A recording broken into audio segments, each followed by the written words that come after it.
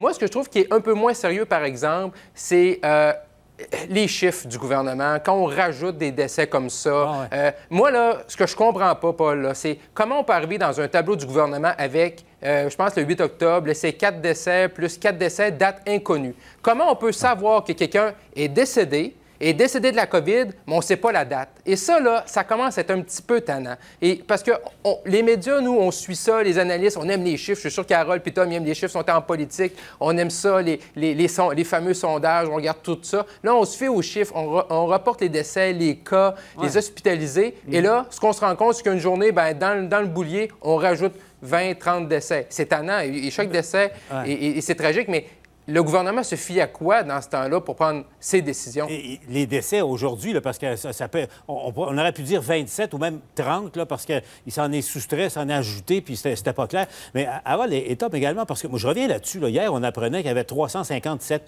cas de COVID qui n'avaient pas été comptés au cours des jours précédents. Et pourtant, le ministre Dubé et le premier ministre se réjouissaient de constater que la courbe avait descendu. Donc, sur la place publique, Harold, là, le ministre et le premier ministre commentent une situation. Ils n'ont pas les faits réels, enfin, tous les faits pour le faire. C'est quelque chose, là. Non, je suis d'accord avec Marc-André.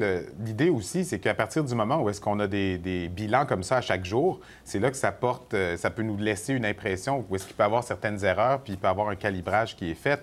Mais en même temps, à l'inverse, si on avait à chaque semaine le bilan de la semaine, bien peut-être que ça ne serait pas nécessairement mieux parce qu'on jugerait qu'on n'a pas l'information qui est à jour. Donc ça revient à quoi? Ça revient à un système d'information qui, depuis le mois de mars, ne fonctionne pas comme il faut, à l'évidence. Bien, Harold, depuis 30 ans au Québec, depuis 30 ans. Là, oui, mais là, maintenant, on le voit, il est exposé de manière évidente. Non, mais les gouvernements ont traîné.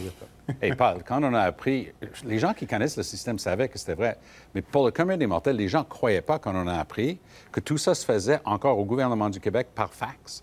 Moi, j'ai appris ça. Parce que j'ai dû transiger pour ma maman qui est en CHSLD puis faire quelque chose pour les médicaments. Puis la seule et unique manière de le faire, c'était par fax, je vous jure.